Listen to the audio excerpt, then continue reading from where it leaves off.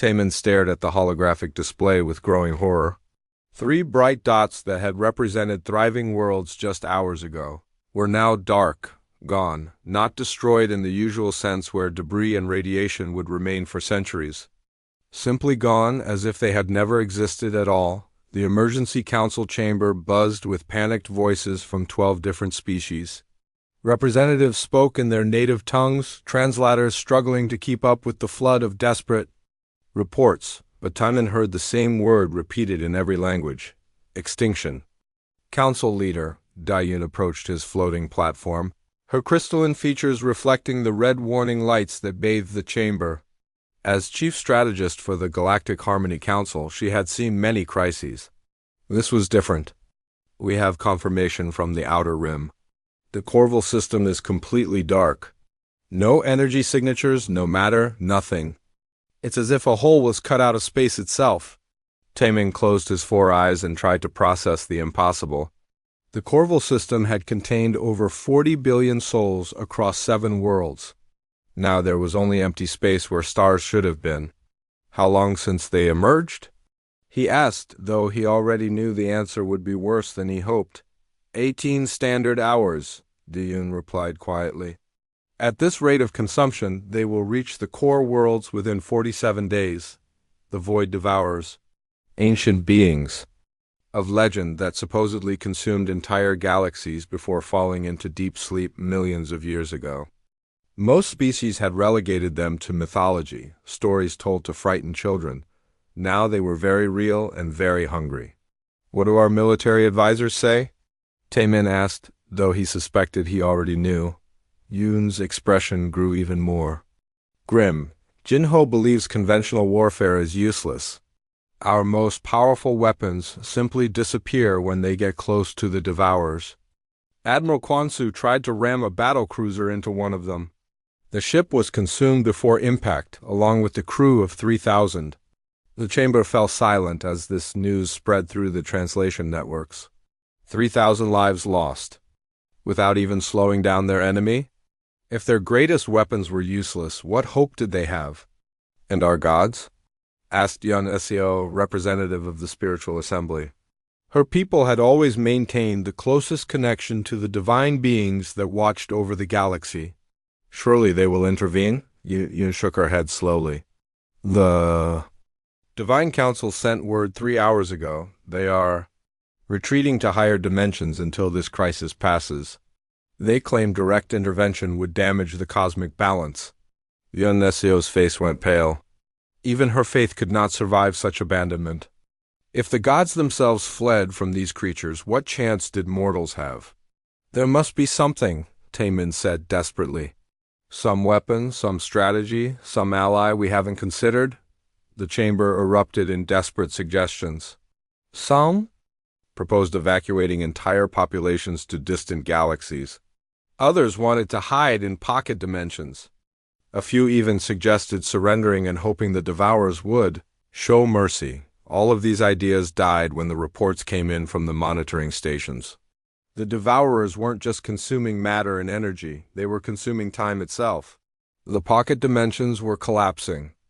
The evacuation ships were aging thousands of years in seconds, and crumbling to dust. It was then that Hyeon Woo spoke for the first time since the crisis began. There's one option, the ancient keeper said quietly. His voice was so soft that the chamber systems had to amplify it for everyone to hear. But it is forbidden, sealed away for good reason. All eyes turned to him. Han-Woo was older than most civilizations, a living repository of knowledge from the galaxy's earliest days.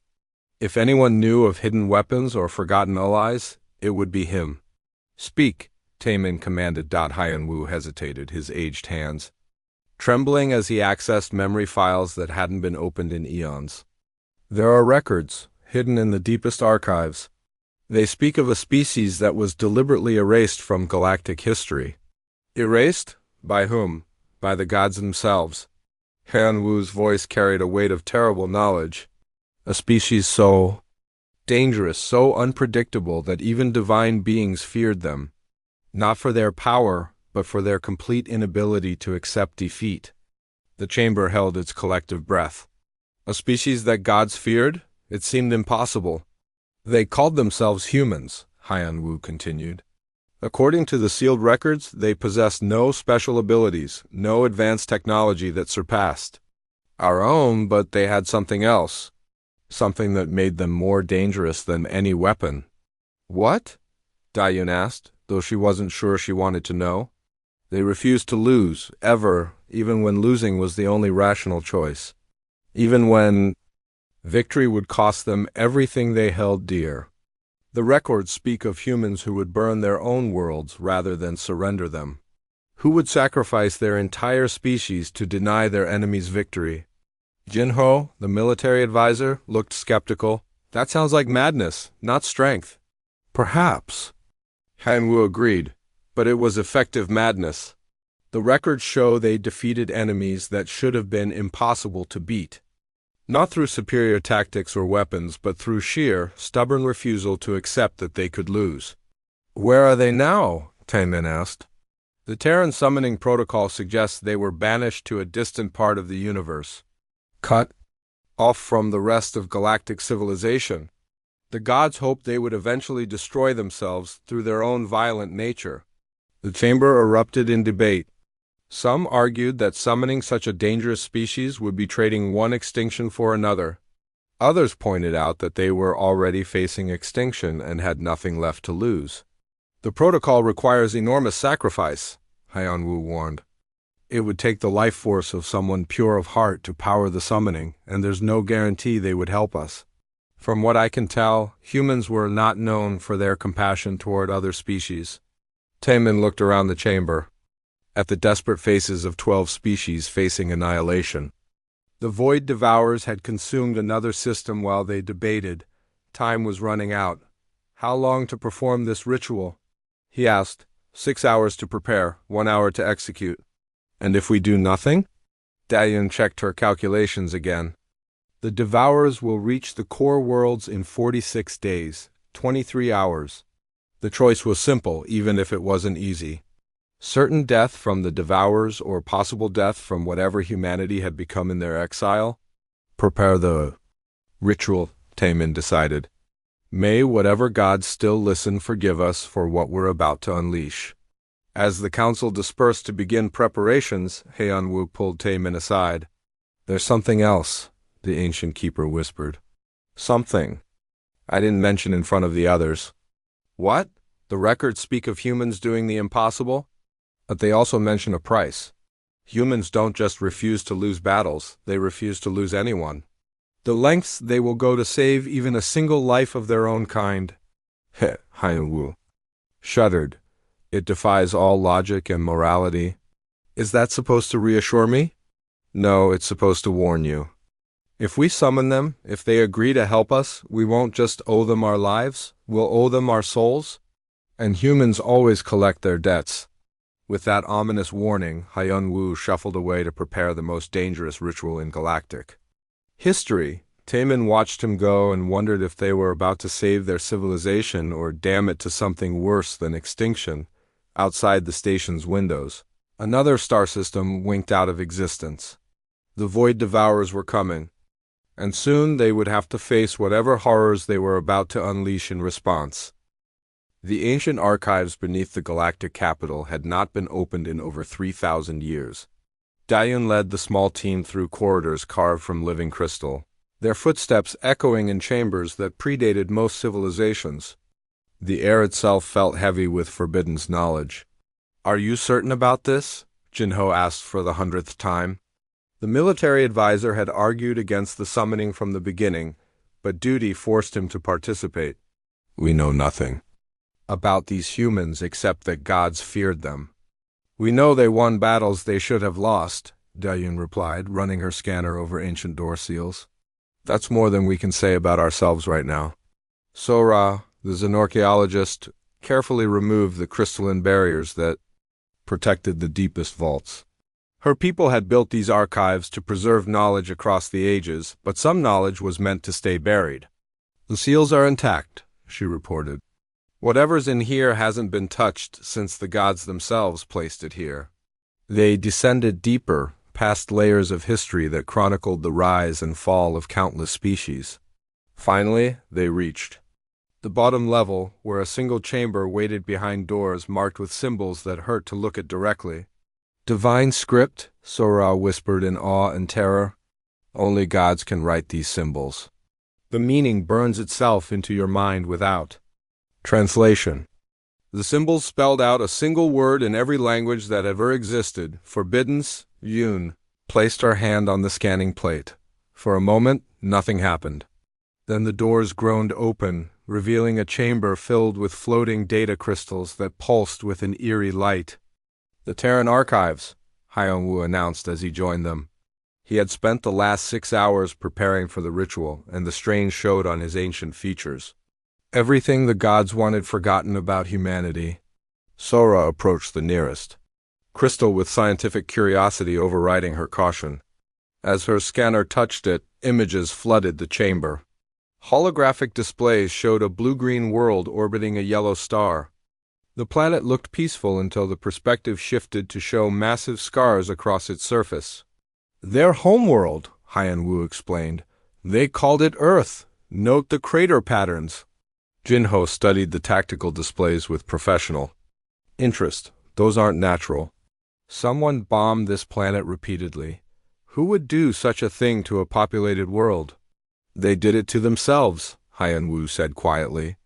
"The records show humans fighting wars that nearly destroyed their planet dozens of times. But they never stopped fighting, never gave up. More crystals activated, showing space battles that defied understanding. Human ships that looked like flying cities engaged enemies with technology far superior to their own. The humans lost most battles, but they kept coming back. Each defeat taught them something new. Each loss made them more dangerous." "Look at this," Sora called out, her voice filled with professional fascination and personal horror. A crystal showed human soldiers fighting creatures that towered over them like mountains. The humans were clearly outmatched, but they just kept shooting. When their weapons ran out, they used explosives. When the explosives were gone, they used their bare hands.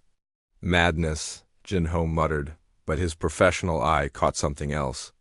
"Wait, look at the end of the battle. The mountain-sized creatures lay dead. The humans had won, though barely a dozen survived from what had started. As the recording continued, more humans arrived. They didn't mourn their losses or celebrate their victory. They immediately began studying the dead creatures, learning how to kill them more efficiently next time. They learn from everything," Yoon realized. "Every defeat teaches them. Every victory makes them stronger. No wonder the gods feared them." Crystal after crystal revealed the same pattern.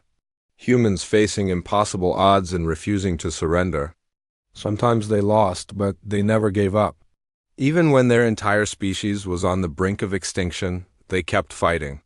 Here, Hyun-woo found the crystal he was looking for. The summoning protocol. The ritual was complex beyond anything they had imagined. It required precise calculations, exotic materials, and most importantly, a willing sacrifice. Someone had to give their life force to power the dimensional bridge. That would bring humans across the vast emptiness between galaxies. "I'll do it," came a quiet voice from behind them. They turned to see Woojin, Taemin's closest friend and advisor. He had been silent during the journey to the archives, but now his decision was clear.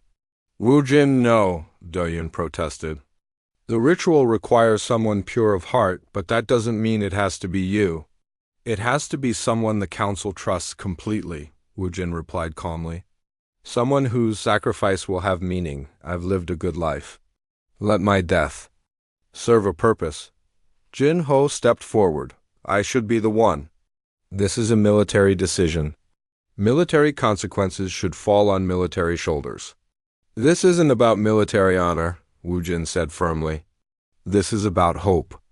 The council needs to believe that good can come from this summoning. My sacrifice will represent that hope." They spent the next 4 hours preparing. The ritual required a complex arrangement of power crystals, dimensional stabilizers, and quantum resonators. Every component had to be perfectly aligned or the summoning would fail. Catastrophic ally. As they worked, more reports came in from the outer systems. The void devourers were accelerating their consumption. What should have taken days was happening in hours. Time was running out faster than they had calculated. The focal point is ready, Sora announced, stepping back from the central platform where Wu Jin would make his sacrifice. Dimensional anchors are stable, Jinho reported from his position at the control console. Power coupling is optimal, Daiyun confirmed. Haiyan Wu checked the ancient calculations one final time. All parameters are within acceptable ranges. We're as ready as we can be. Wu Jin took his place on the platform. The crystals around him began to glow as the ritual commenced. Energy flowed through carefully prepared channels, building toward the moment when space itself would tear open. Remember, Haiyan Wu called out over the growing noise, humans are not like us. They don't think like we do. Don't expect gratitude or compassion. Expect them to demand payment for their help. What kind of payment? Daiyun asked. Whatever they want, Haiyan Wu replied grimly. The ritual reached its peak. Wu Jin's life force poured into the dimensional bridge, his body aging rapidly as his essence powered the impossible summoning.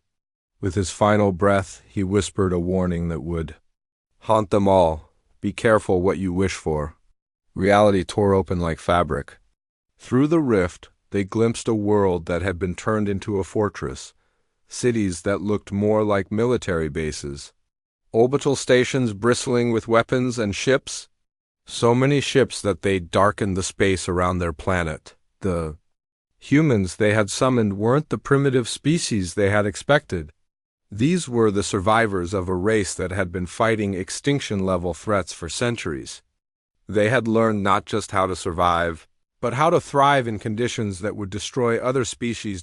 Captain Lee Minho stepped through the portal first. He was tall for a human, his body enhanced with cybernetic implants that served both medical and military purposes. His eyes swept the chamber with the calculating gaze of a predator evaluating potential threats. Behind him came his team. Staff Sergeant Park Yoonji carried weapons that looked like they could level city blocks. Private Kim Suho's fingers danced over a portable computer system already hacking into the chamber's networks. Corporal Nam Ji Woo studied the aliens, with the detached interest of a scientist examining specimens. You summoned us, Minho said in perfect galactic standard, though they had no way of knowing the language. That suggests you're desperate. Desperate enough to call on species you don't understand for help you probably can't afford. Daiyun stepped forward, trying to project authority despite the fear that crawled up her spine. These humans looked at them like they were already planning how to kill them if necessary. We are the Galactic Harmony Council, she began. Our worlds face extinction from ancient entities called void devourers. You need us to fight a war you can't win, Minho interrupted. The question is, what makes you think we'll do it for you? The casual arrogance in his voice was more terrifying than any threat. These humans weren't impressed by their technology, their alliances, or their desperate situation. They were evaluating the Galactic Council like a business opportunity.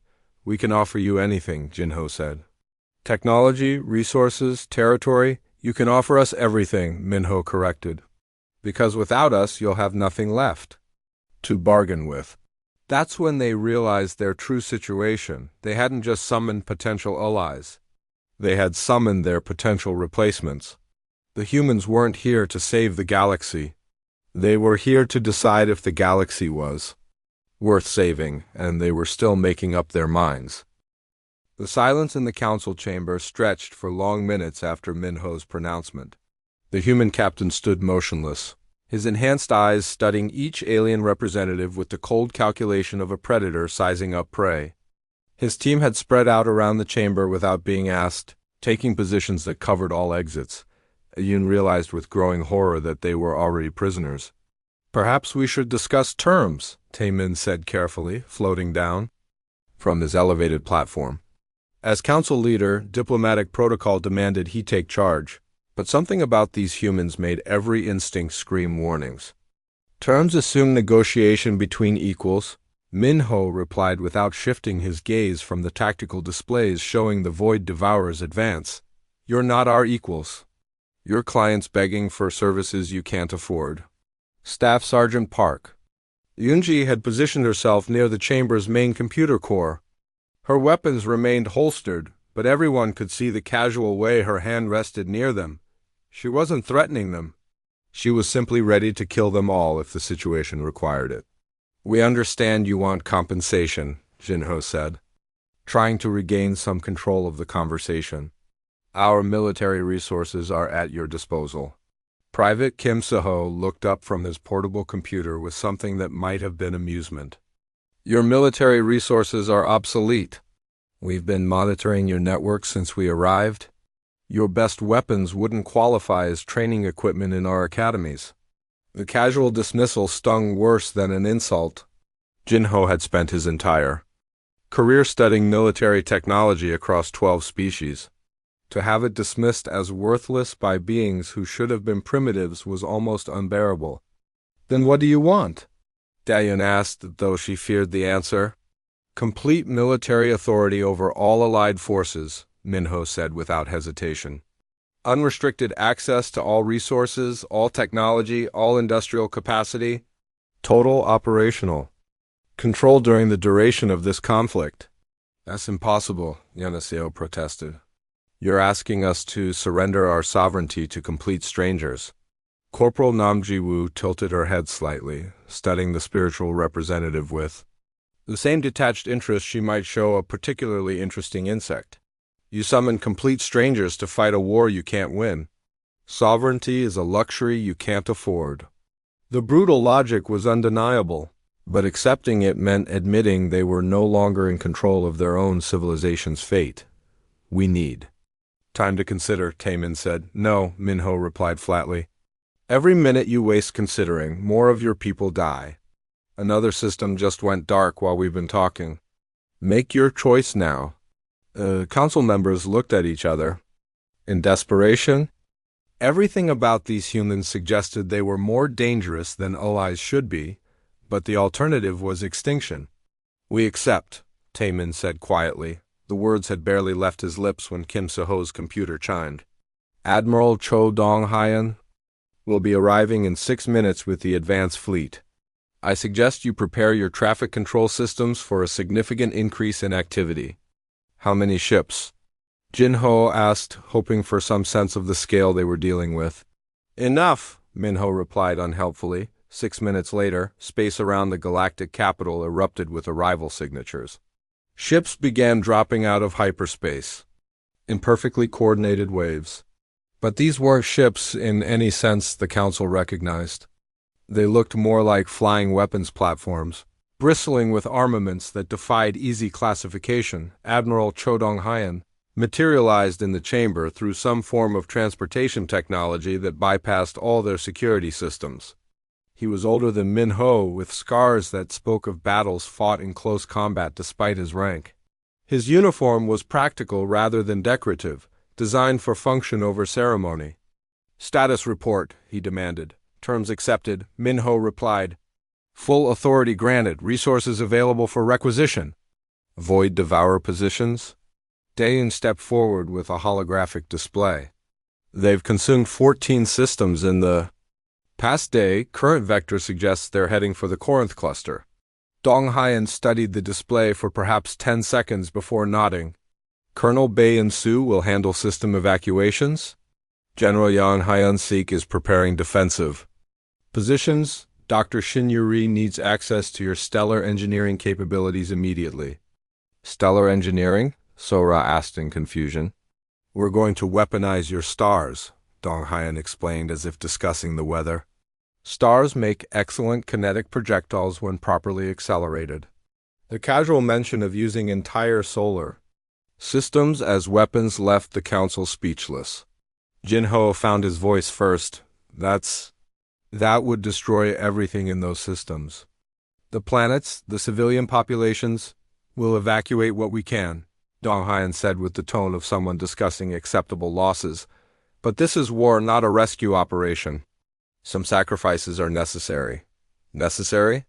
Yun Eseo's voice rose in horror. You're talking about genocide. Dong Hyan turned to face her fully for the first time. His expression didn't change, but something in his eyes made her step backward. We're talking about survival, he said quietly.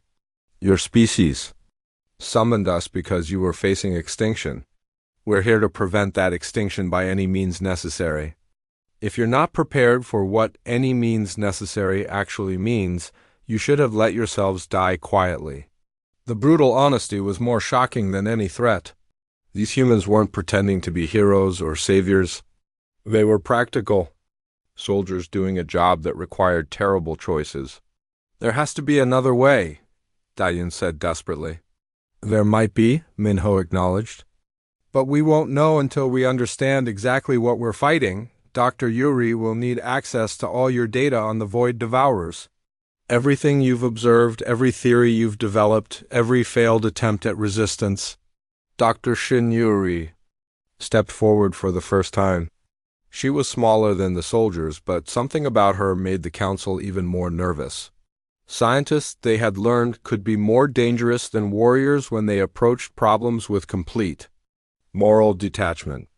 I'll also need access to any survivors from the consumed systems, she said clinically. Their experiences during the consumption process will provide valuable data. There are no survivors, Yoon said sadly. The Void Devourers consume everything. Matter, energy, even information. Yuri's eyes lit up with scientific interest. Interesting. True information consumption is theoretically impossible without violating several fundamental laws of physics. They must be storing it somewhere. Finding that storage location could provide tactical advantages. The way she discussed the annihilation of entire civilizations as an interesting theoretical problem made the council members want to retreat as far as possible from these strange allies. Begin immediate evacuations of all systems within the projected consumption path, Dong Hyan ordered. Military assets are to be withdrawn to designated staging areas. Civilian populations get transport priority, but military necessity takes precedence if choices must be made. What about our fleets? Jinho asked. Surely some of our military assets could be useful. Dong Hyan considered this for a moment. Your ships can serve as evacuation transports. Your weapons are useless against Void Devourers, but your hulls can carry refugees. The dismissal of their entire military as nothing more than transport vessels was the final insult. But it was also a wake-up call. These humans weren't trying to hurt their pride. They were simply stating facts with the same emotional detachment they might use to discuss the weather. When do we begin? Taemin asked, accepting the reality of their situation. We already have, Minho replied. Human forces are moving into position as we speak. Colonel Bay's evacuation fleets will reach the outer systems in 18 hours. General Yang's defensive preparations will be complete in 36 hours. And the attack? When we're ready, Dong Hyan said, not before. As the humans began coordinating their operations through communication systems the council couldn't access, Dayun pulled Taemin aside. What have we done? She whispered.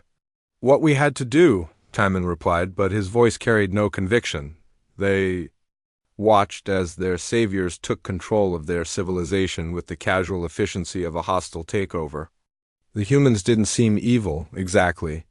They were simply so focused on survival that moral considerations became secondary to practical necessities. Outside the station's windows, human ships continued to arrive. Massive vessels that dwarfed anything in the Galactic Fleet. Ships designed not for exploration or diplomacy, but for war on a scale that defied imagination. The Council had summoned humanity to save them from extinction. But, as they watched their new allies work, they began to wonder if they had simply traded one form of extinction for another. The Void Devourers would have consumed their bodies. The humans might consume their souls, but they would survive.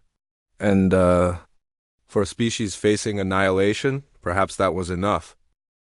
General Yang Hyansik stood before the tactical display with the calm of someone who had seen impossible battles before. The holographic map showed the advancing Void Devourers as red markers consuming system after system. To any reasonable military mind, the situation was hopeless. The enemy was unstoppable, their own forces were inferior, and conventional tactics had already failed. Young smiled. Retreat positions Alpha through Delta are confirmed, Colonel Bayin-Su reported. Her evacuation fleets had been working for 3 days straight, pulling civilian populations from doomed worlds. Unlike the Galactic Council's chaotic emergency evacuations, the human operations moved with mechanical precision. Casualties?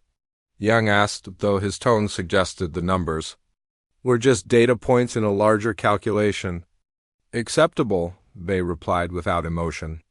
We saved 87% of the populations in the target zones. The remaining 13% chose to stay. Di Yun, monitoring the human operations from the council chamber, felt sick. 13% of 40 billion people meant over 5 billion souls left behind to die. The humans discussed this loss the same way others might discuss acceptable margins of error in manufacturing. Sir, Major Han Bioram approached with her usual predatory stride. She commanded the Death's Head Division, human ground forces that specialized in clearing devourer-infested worlds. The Kepler system is ready for Protocol 7. Yang nodded approvingly. Execute when the devourers reach optimal position. Dayun activated her communication link to the Human Command Center. What's Protocol 7? Dr. Shinyuri answered without looking up from her calculations. We're using the Kepler system's planets as kinetic projectiles. When the void devourers enter the system to feed, we'll accelerate the planets to near-light speed and ram them into the entities. You're going to throw planets at them? We're going to throw solar systems at them, Yuri corrected. The planets are just the opening move. On the tactical display, the Kepler system began to change. Human engineering ships, barely visible specks against the massive celestial bodies, attached gravitic accelerators to each planet. The work had taken days of precise calculations and modifications to stellar-scale machinery when the first void devourer entered the system. Attracted by the dense concentration of matter and energy, Yang gave the signal. 8 planets simultaneously broke from their orbits, accelerating toward the creature at velocities that should have torn them apart. The devourer focused on consuming. The system's star had only moments to react. The first planet struck with the force of a stellar explosion. The void devourer's form, which had seemed solid enough to consume entire worlds, rippled and distorted. Before it could recover, the second planet hit, then the third got. By the time all 8 planets had struck, the void devourer was gone. Not consumed or destroyed in the traditional sense, but dispersed into component energies that would take centuries to reassemble. The Galactic Council watched in stunned silence as humanity's first major engagement ended in complete victory. They had defeated a void devourer using nothing but creative physics and absolute disregard for conventional limitations. Impressive, Timon admitted. Elementary, Young replied. Dr. Yuri, what did we learn? Void devourers can be disrupted by sufficient kinetic force applied faster than their adaptation cycles can compensate, Yuri reported. However, the remaining entities are already showing behavioral changes. They're avoiding dense star systems and moving in coordinated groups. They learn fast, Minho observed from his position coordinating intelligence operations. So do we, Yang said with satisfaction. Faster, the next engagement proved his point.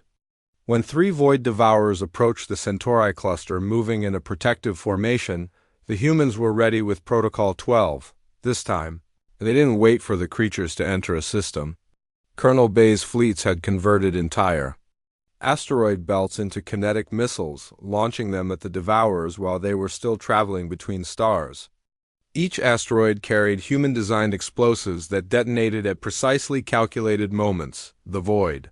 Devourers found themselves under bombardment from thousands of projectiles arriving simultaneously from multiple vectors. Their formation scattered as they tried to adapt to the unexpected attack pattern. That's when Major Han's ground forces struck. Ground forces? Jinho had asked when he first heard the plan. These creatures consume entire planets. What can infantry do against them? Everything your fleets couldn't. Han had replied with the confidence of someone who had killed gods before. Her soldiers didn't land on planets. They landed inside the Void Devourers themselves, using specialized equipment that allowed them to exist within the creature's exotic matter composition. Once inside, they began systematically destroying whatever served as vital organs and beings that operated outside normal physics.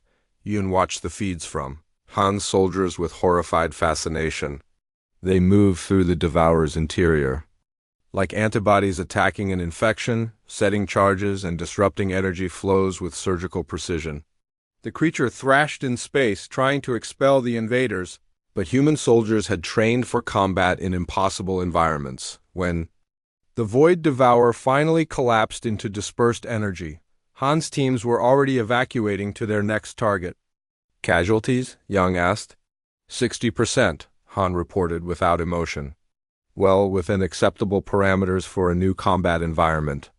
60% casualties would have been a catastrophic disaster for any other military force. The humans treated it as a successful field test, but the Void Devourers were learning too. The fourth engagement went differently. When human forces attempted their kinetic bombardment strategy, the creatures simply absorbed the incoming projectiles, converting kinetic energy into nutrition. When ground teams tried to penetrate their forms, the Devourer's internal structure had changed to become actively hostile to intruders. They're adapting faster than anticipated, Yuri reported with scientific interest rather than concern.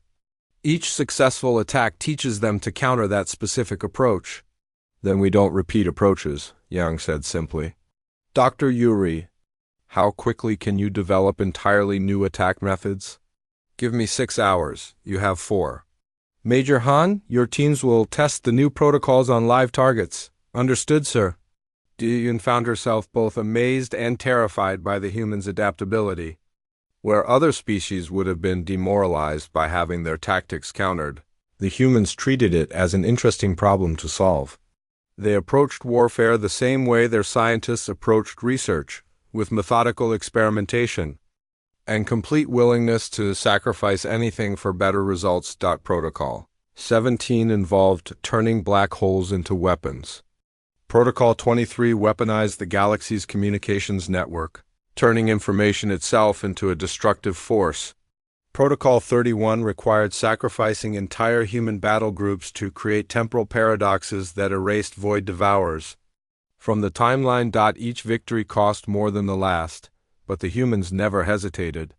They calculated acceptable losses with the same dispassion they calculated ammunition requirements. And they're not just fighting a war, Sora observed quietly. They're experimenting, learning. Each battle teaches them something new about how to kill these creatures. And each battle teaches the creatures how to kill humans. Jinho added grimly. That truth became clear during the Vega system engagement. The Void Devourers had learned to counter human tactics so effectively that they turned the weapons against their creators. Human ships found their own kinetic projectiles redirected back at them. Ground forces discovered that the creature's interior had become actively toxic to human biology. For the first time since their arrival, human forces retreated, but they didn't retreat in defeat. They retreated to learn. Analysis complete, Yuri reported after reviewing the battle data. The Void Devourers are not just adapting to our tactics. They're studying us, learning our biology, our psychology, our strategic preferences. Troubling, Yang admitted, but not unexpected. Any species that survives for millions of years must be capable of learning from its enemies. What's our response? Admiral Dong Haiyan asked. Yang studied the tactical display for a long moment, considering options that would have been unthinkable to any other species. We teach them to fear learning from us, he said finally. Dr. Yuri, prepare Protocol Omega. It's time to show them what humans do when conventional warfare fails. Sir, Yuri said quietly, Protocol Omega requires sacrificing our future timeline. We'll be borrowing victory from possibilities that may never exist. Acceptable, Yang replied without hesitation. You didn't understand what Protocol Omega meant, but something in the human's manner suggested it was beyond anything they had attempted before. These beings who treated planetary destruction as a minor tactic were preparing something that made them speak in hushed, respectful tones. Whatever they were planning, it would either save the galaxy or damn it beyond any hope of redemption. And, from everything she had learned about humanity, both outcomes were equally possible. The first sign that something had changed came when reality started behaving incorrectly. Yun was reviewing casualty reports when her aides simply stopped existing. Not killed, not vaporized, not transported elsewhere. One moment Sora was standing beside her desk, the next moment there was empty space where she had been. More disturbing, Da-Yun couldn't remember what had been in that space. Her mind kept trying to fill in the gap with reasonable explanations, but none of them held together. Similar reports flooded in from across the galaxy. Entire populations were vanishing without warning, leaving behind only confused memories and half-finished conversations. Ships disappeared mid-transmission. Star systems went dark, but not from consumption or destruction. They simply ceased to have ever existed. The Elder Vanguard has arrived, Dr. Yuri announced with the clinical detachment of someone reporting weather conditions. Reality erasure on this scale indicates entities that predate the current universal structure. Admiral Dong Haiyan studied the tactical displays with the expression of someone solving an interesting puzzle. Half the markers on the map were flickering in and out of existence as the human computer systems tried to track things that no longer had a consistent relationship with space-time. Assessment? He asked. We're fighting enemies that can edit the fundamental laws of physics, Yuri replied. They don't destroy matter or energy. They revise reality so that matter and energy were never there to begin with. General Yang nodded slowly. The Void Devourers were scouts. These Elder Vanguard are the actual invasion force. Through the command center's windows, they could see space itself writhing. Stars aged billions of years and seconds, then reverted to their original states, then ceased to have ever formed. The geometry of normal spacetime was being rewritten by creatures that existed in dimensions humanity couldn't even perceive properly. Our current tactics? Yang asked. Useless, Major Han reported bluntly. You can't fight enemies that can erase you from history. My ground teams are trying to engage targets that exist in multiple contradictory states simultaneously. Half my soldiers are convinced they died years ago. The situation was rapidly becoming impossible even by human standards. The Elder Vanguard didn't just defeat their weapons.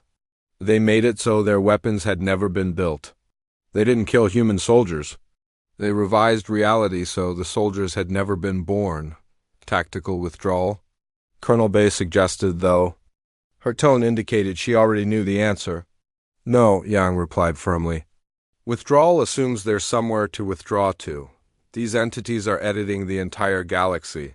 Soon there won't be a somewhere else to run to. Diyun watched the human leadership discuss their impossible situation with the same calm they had shown when facing merely overwhelming odds. Even staring at enemies that could rewrite existence itself, they showed no signs of despair or panic. Protocol Omega? Dong Haiyan asked. Yang considered this for a long moment. Not yet. Dr. Yuri, what would happen if we used conventional temporal manipulation against entities that exist outside normal time? Theoretically, nothing. They operate on temporal scales we can barely comprehend. Our time manipulation would be like trying to stop an avalanche by throwing pebbles. But what if we weren't trying to stop them? Yang's expression carried the kind of dangerous thoughtfulness that had made gods fear humanity in the first place. What if we were trying to get their attention? Yuri's eyes widened as she understood the implication. You want to make them notice us specifically. Force them to focus their reality manipulation on us instead of the galaxy as a whole. Exactly. If they're editing reality, we need to become something too important to edit out. Something they have to deal with directly. It was, Diyun realized, the most insanely suicidal plan she had ever heard. The humans wanted to make themselves the primary target of entities that could erase them from existence with a thought. How? Han asked, as if volunteering for cosmic extinction was a reasonable career move. We become a paradox they can't resolve, Yang explained. Dr. Yuri, prepare for temporal cascade operations. We're going to break time itself. What followed was beyond anything the Galactic Council could have imagined. Human ships began arriving from futures that hadn't happened yet. Soldiers who had died in previous battles returned from timelines where they had survived. Multiple versions of the same people existed simultaneously, each carrying weapons and knowledge from different possible outcomes of the war. Fleet. Admiral Im Se-hun materialized in the command center, his uniform bearing scars from battles that had never been fought. Temporal Corps reporting, sir. We've successfully recruited ourselves from 17 different timeline branches. Casualties from the recruitment process? Yang asked. Acceptable. We lost approximately 40% of our potential selves to paradox resolution, but the remaining versions carry optimal combat experience. Yun's mind reeled. The humans were literally sacrificing alternate versions of themselves to gain tactical advantages. They were committing genocide against their own possibilities. The Elder Vanguard's response? Dong Haiyan inquired. They single quotes re ... Confused, Dr. Moon Jae-in reported. She had arrived from a timeline where she had spent decades studying the enemy. Temporal paradoxes on this scale are forcing them to devote significant processing power to reality maintenance. They can't erase us because we exist in too many contradictory states simultaneously. The strategy was working, but at a cost that defied comprehension. Human forces now included soldiers from timelines where the war had lasted centuries, scientists from futures where they had mastered technologies that didn't exist yet, and commanders who remembered winning battles that hadn't been fought. This is madness, Taemin whispered, watching multiple versions of the same human officers coordinate attacks across parallel dimensions. This is necessity, Yang replied calmly. We're fighting enemies that exist outside normal reality. We had to make ourselves equally impossible. The temporal cascade reached its peak when Commander Lee Soo-jin arrived from a timeline where humanity had already lost the war. Her forces carried weapons designed specifically to kill Elder Vanguard, entities, technology developed through centuries of defeat and desperation. Status report from Timeline Epsilon 7, she announced. Complete species extinction achieved after 400 years of warfare. However, we developed successful countermeasures immediately before final termination. Deploy countermeasures now, Yang ordered without hesitation. Sir, the countermeasures require sacrificing our current timeline to create a quantum lock on the Elder Vanguard's reality manipulation abilities. Acceptable losses? All of them, sir. Every human in every timeline will cease to exist. But the lock will hold permanently. Yang nodded as if she had reported routine ammunition expenditures. Execute Protocol Omega, all timelines, all possibilities, complete commitment. Dae-Yoon watched in horror as humanity prepared to commit suicide on a multiversal scale. They weren't just willing to die to win this war, they were willing to never have existed at all. Wait, she protested desperately. There has to be another way, some solution that doesn't require your complete extinction. Multiple versions of Yang turned to look at her with expressions that carried the weight of impossible choices, made across countless timelines. There is no other way, they said in unison. The Elder Vanguard must be stopped. If the price is our existence, we pay it gladly. But why? Dayan asked, tears streaming down her face. Why would you sacrifice everything for people you barely know? The various human commanders exchanged glances across dimensions and timelines. When they spoke, their voices carried the echo of a species that had never learned how to surrender. Because that's what humans do, they said simply. We refuse to lose even when losing is inevitable. Even when the cost of winning is everything we are. Protocol Omega began its final phase.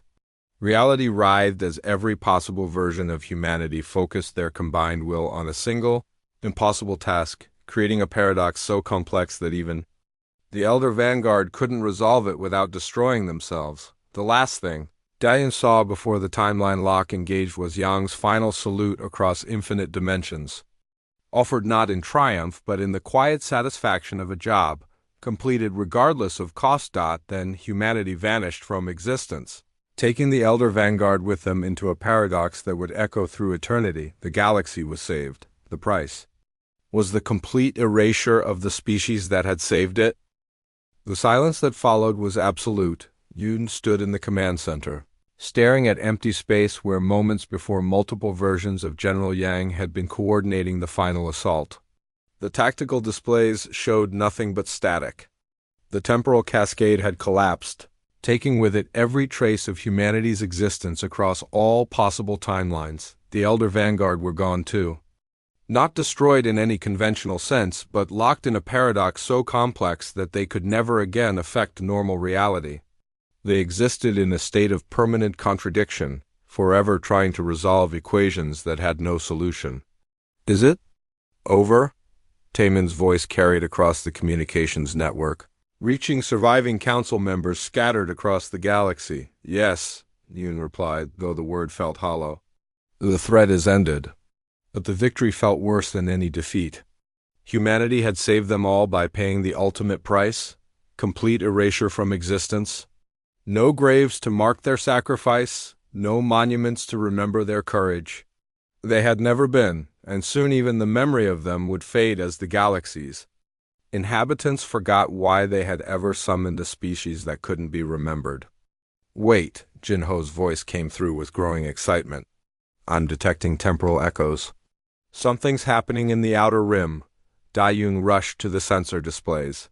Faint energy signatures were appearing in what had been empty space.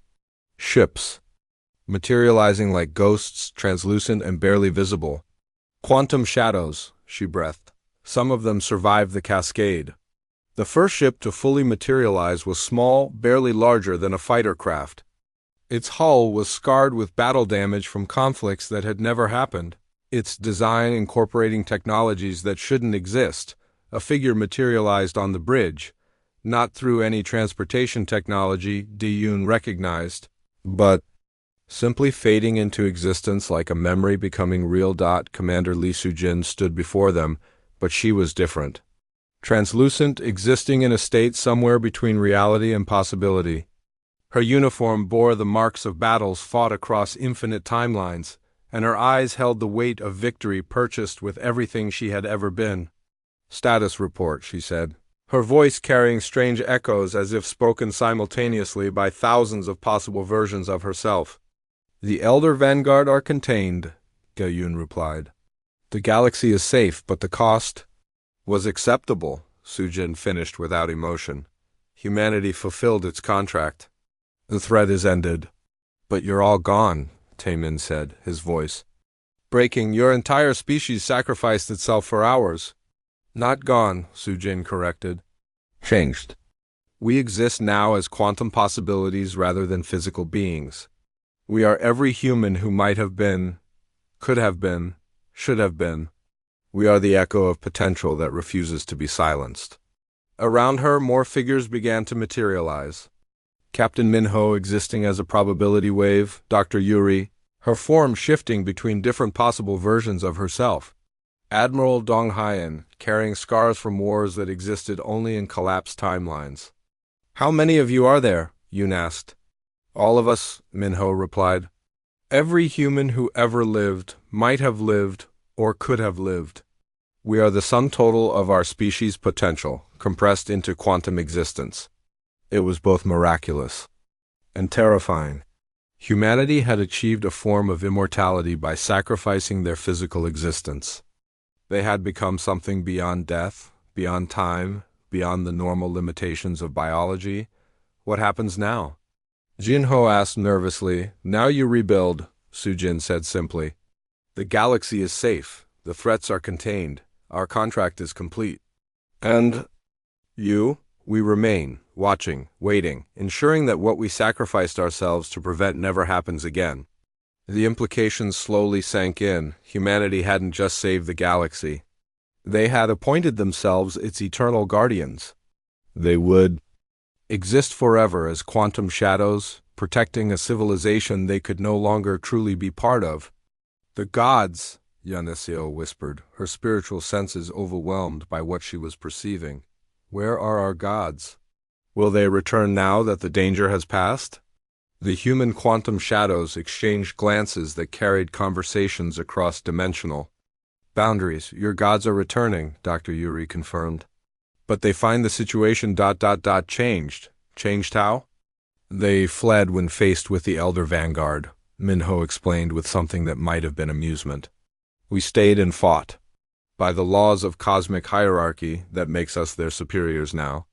The first divine being materialized in the chamber moments later, celestial Primarch Vel-9, one of the oldest and most powerful gods in the galactic pantheon. But something was different. The entity that had once radiated absolute authority now seemed diminished, uncertain. We have returned to assess the situation, Vel-9 announced, though its voice lacked its usual commanding presence. The situation is resolved, Sujin replied calmly. The Elder Vanguard are contained. The galaxy is protected. Your intervention is no longer required. We are the gods of this galaxy, Vel-9 protested. It is our right and responsibility to govern its affairs. You forfeited that right when you fled, Admiral Donghayan stated with the kind of absolute certainty that had once made gods fear humanity. You abandoned your charges in their moment of greatest need. We remained. We fought. We sacrificed. Everything to achieve victory. By any reasonable definition of divine authority, we outrank you now. The confrontation between quantum humanity and the returning gods was unlike anything the galaxy had ever witnessed. Divine beings who had ruled for millions of years faced off against the quantum echoes of a species that had earned their authority through ultimate sacrifice. This is unprecedented, Vel-9 said uncertainly. Precedent is for beings who follow. Rules established by others, Sujin replied. We make our own precedents. The gods retreated without another word, their authority undermined by their own abandonment of duty. They would return to their higher dimensions, but they would never again rule the galaxy with unchallenged power. So what happens to us? Dayan asked the quantum humans. What becomes of the species you saved? You grow, Minho said simply. You learn. You become worthy of the sacrifice we made for you. And if you ever face a threat you cannot handle, you remember how to call on those who refuse to lose. Will you answer if we call? The quantum shadows began to fade, returning to whatever dimension they now inhabited. But their voices remained clear until the very end. We are humanity, they said in unison across all possible timelines. We always answer the call. We never abandon those who need protection. And we never, ever learn how to lose. As the last of the quantum echoes faded from normal space, Yin found herself alone with the surviving council members. The galaxy was safe, the gods were humbled, and the greatest threat in cosmic history had been defeated. But the cost? They're still out there, Thamin said quietly, staring at the empty space where humanity's quantum shadows had been, watching over us, protecting us from threats we can't even imagine. Is that supposed to be comforting? Jinho asked. I don't know, Dayun admitted. But I know one thing for certain. We summoned them because we were out of options and out of time. They came when no one else would. They fought when no one else could. They sacrificed everything to save people. They barely knew. She looked around at her fellow survivors, representatives of species that had been saved by beings they had never understood. We owe them a debt we can never repay. The least we can do is try to become worthy of their sacrifice. The galaxy began to rebuild. New alliances formed, new technologies developed, new philosophies emerged. But everyone knew that somewhere in the quantum shadows, humanity watched and waited. And in the deepest archives, hidden away for future generations, the complete records of humanity's sacrifice were preserved. Future civilizations would know what had been done for them, and by whom. The inscription on the memorial reads simply, "Here lies the memory of humanity, a species that refused to lose, even when winning cost them everything. They came when called, fought when needed, and sacrificed all when asked. May we prove worthy of their gift?" But late at night, when the galaxy's inhabitants looked up at the stars, Some swore they could see shadows moving between the light. Quantum echoes of a species that had become the galaxy's eternal guardians, forever watching, forever ready to answer the call of those who faced impossible odds, because that, after all, was what humans did. They never learned how to lose.